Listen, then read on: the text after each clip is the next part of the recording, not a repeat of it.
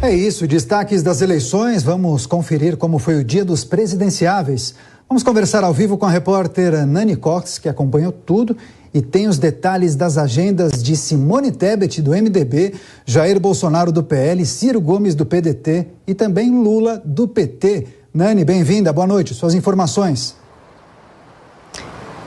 Boa noite, Daniel. Boa noite a todos que acompanham a Jovem Pan. Olha, então começando pela candidata do MDB, Simone Tebet, que cumpriu a agenda aqui em São Paulo, visitou o Centro Paraolímpico e a Universidade Zumbi dos Palmares. Ela prometeu que, se for eleita, vai recriar o Ministério da Cultura e avançar em políticas afirmativas, como a lei de cotas e a equidade salarial. Nessa visita ao Centro Paraolímpico, ao lado da candidata vice, a senadora Mara Gabrilli, Tebet falou de investimentos que pretende fazer em esporte se for eleita. Nós colocamos como eixo principal um governo de inclusão, um governo para todos. Nós temos hoje 17 milhões de pessoas com deficiência, mais 13 milhões com doenças raras, são 30 milhões de pessoas que ficam na mais absoluta invisibilidade. Nenhuma porta do SUS vai ser fechada porque saúde é prioridade para essas pessoas. Mas mais do que isso, nós queremos garantir qualidade de vida. Qualidade passa por termos centros especializados como este de treinamento paralímpicos para garantir esporte para as pessoas com deficiência. Pelo menos um centro em cada capital brasileira. Esse é o compromisso que eu e Mara temos com as pessoas com deficiência, porque o Brasil só vai ser verdadeiramente justo quando ele for verdadeiramente para os 215 milhões de brasileiros. O presidente Jair Bolsonaro, candidato à reeleição pelo PL, cumpriu agendas em Minas Gerais. Em Divinópolis, ele participou de um comício, uma motociata, e se encontrou com lideranças religiosas. E em Contagem, participou de um ato chamado Mulheres pelo Brasil. Só uma informação adicional: quando o avião do presidente estava pousando no aeroporto de Pampulha, precisou arremeter e ninguém ficou ferido nessa manobra. O presidente Jair Bolsonaro, nesse comício, voltou a falar da redução do preço do valor da gasolina. Passamos o Bolsa Família de R$ 190 para, no mínimo, R$ 600 com Auxílio Brasil. Atendemos a todos no Brasil. Batemos recorde de emprego no nosso país. A taxa de juros já começa a dar sinal que vai cair. O nosso produto interno bruto tem subido. O Brasil é um exemplo para o mundo. Vocês se lembram há pouco onde estava o preço da gasolina no Brasil e no mundo? E onde está hoje o preço da gasolina no Brasil? Isso não foi na canetada, foi num projeto votado e sancionado pelo presidente. Foi via proposta de emenda à Constituição promulgado pelo parlamento. O candidato do PDT, Ciro Gomes, voltou a fazer críticas a Lula. O candidato do PT disse que ele se aproveitou da fragilidade dos tribunais brasileiros para conseguir o arquivamento de processos contra ele. Ciro Gomes se encontrou hoje com representantes da Confederação Nacional do Transporte aqui em São Paulo e discutiu as propostas para os diferentes modais do país. Ciro detalhou como pretende avançar em infraestrutura se for eleito. Nós vamos retomar 14 mil obras paradas que já estão licenciadas e já estão, sob o ponto de vista de licitação, já estão feitas. Por parte delas falta ali 10, 20, 30% para acabar e tem um efeito importante, não só em emprego imediatamente, são 5 milhões que nós vamos buscar gerar em dois anos, mas na eficiência sistêmica da economia, na produtividade, na qualidade de vida, como, por exemplo, se termina uma obra de saneamento básico.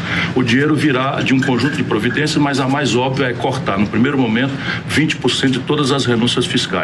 Hoje o Brasil dispensa de pagar imposto por uma série de privilégios inexplicáveis, 350 bilhões de reais por ano. Se eu corto 20%, eu tenho 70 bilhões de reais, recursos suficientes para em um ano você fazer uma grande virada nesse jogo. O candidato do PT, o ex-presidente Lula, participa de um comício em Ipatinga, também em Minas Gerais. Mais cedo ele atendeu à imprensa e saiu em defesa das urnas eletrônicas. Se a Justiça Eleitoral e a urna eletrônica tivesse a possibilidade de fazer o que o atual presidente fala, eu acho que jamais um metalúrgico teria sido eleito presidente da República nesse país. Jamais. E jamais uma ex-prisioneira como a Dilma Rousseff poderia ter sido eleita presidenta da República. Eu respeito a urna eletrônica, respeito a seriedade e, mais ainda, deveria ser modelo para o mundo. Outras agendas de candidatos, o constituinte Emael da Democracia Cristã fez uma caminhada com eleitores em São Paulo. Felipe Dávila do Novo teve um encontro com mulheres de uma comunidade de executivos. Leonardo Péricles da Unidade Popular visitou uma ocupação e caminhou com eleitores em Mauá, que fica na região do ABC Paulista. Padre Kelmon do PTB se reuniu com lideranças de sua campanha para definir estratégias para o debate deste fim de semana. Sofia Manzano do PCB gravou vídeos para a campanha e participou de uma live com estudantes universitários. Soraya Tronic, do União Brasil, se reuniu com a coordenação de sua comunicação de campanha e também gravou entrevistas para veículos de São Paulo. Já Vera Lúcia, do PSTU, fez panfletagem e se reuniu com operários em uma plenária em Fortaleza, no Ceará. Mais opinião aqui no Jornal Jovem Pan. Começa essa rodada com você, Cris Grêmio. Cris, vamos destacar a agenda de Lula. Em um comício, ele enalteceu as urnas eletrônicas, a lisura do processo eleitoral e também a justiça eleitoral. Ele vai na contramão de outros candidatos que questionam a lisura desse processo. Vai na contramão até porque ele questionou muitas vezes outros candidatos que venceram quando ele não venceu, né? Então ele fala o que ele acha que vai aderir melhor ali com a plateia na bolha em que ele está atuando no momento.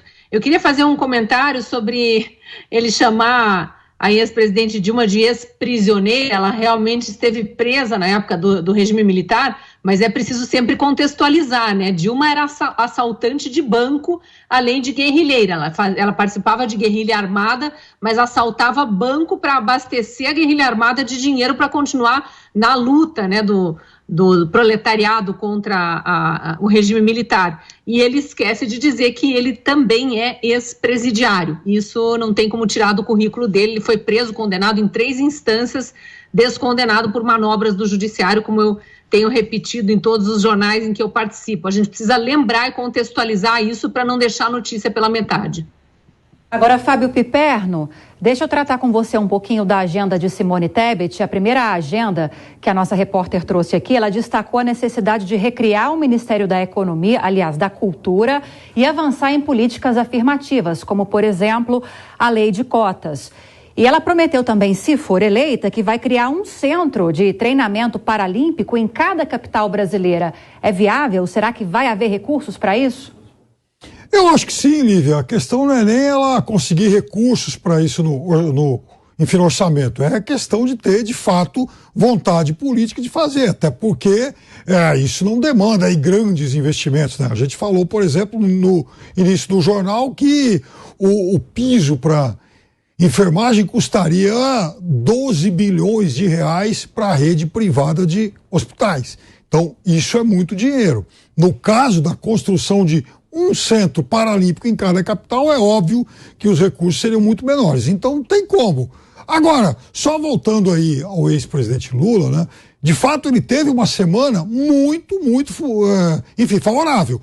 Ele recebeu várias adesões de políticos da esquerda, passando pelo centro até alguns mais conservadores, inclusive do próprio PP lá do Piauí, né? Um dos partidos que apoiam o presidente Bolsonaro, e mais, no G7 dos grandes institutos de pesquisa, aqueles que fazem levantamentos desde o início, Lula ganhou pelo menos um pouquinho em todos eles. Nos 4 que fazem levantamentos presenciais, Paraná, IPEC, Datafolha e Genial Quest, e nos 3 que também fazem pesquisas por telefone, Poder Data, FSB e PESP. A semana até aqui foi muito boa para ele.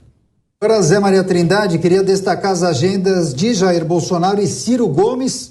Ciro fez uma reunião com representantes da Confederação Nacional dos Transportes, falou que pretende avançar em questões que envolvem a infraestrutura do país, retomar obras paradas.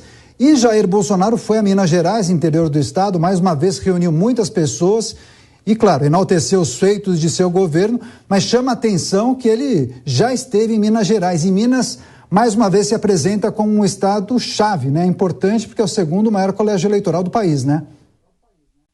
Nessa reta final, os candidatos, Daniel, têm priorizado aí os grandes colégios eleitorais, né? São Paulo, Minas e Rio de Janeiro. É uma boa estratégia porque ali está o grande número de eleitores, né? O Ciro Gomes esteve com empresários, fez um discurso básico.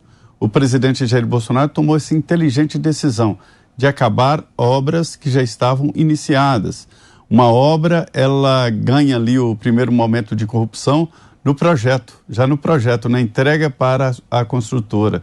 Quando ela começa e não é entregue, aí ninguém ganha mais dinheiro, ela é abandonada por todos, pela empreiteira e pelos governos, que querem fazer novos projetos. E o presidente Jair Bolsonaro chegou, e até foi o Braga Neto, era ministro-chefe da Casa Civil, que fez todo esse projeto de acabar obras, que estavam algumas faltando pouquinho, né? Então, um bom projeto, e o Ciro copia o presidente Jair Bolsonaro. Ele também mostrou ali as suas mágoas com o ex-presidente Lula, dizendo que não será enganado de novo. Sobre a campanha do presidente Jair Bolsonaro, ele inovou de novo. Na primeira eleição, ele quebrou todas as barreiras usando as mídias sociais, que na época era uma novidade, né? E venceu os latifundiários do horário eleitoral de rádio e televisão. E agora ele reinaugura uma espécie de campanha que estava sendo abandonada, que é a campanha corpo a corpo. O candidato tem que ir ao povo, não é só para ganhar votos, mas também para olhar no olho, fazer a promessa, pessoa a pessoa, e depois ter que cumprir. E mais, receber o sentido contrário, ou seja, as aspirações, receber as pretensões. Então, eu acho uma boa ideia. Então, está reinaugurada a ideia das campanhas corpo a corpo e, enfim, as outras de plataformas e horário de televisão, apenas complementação.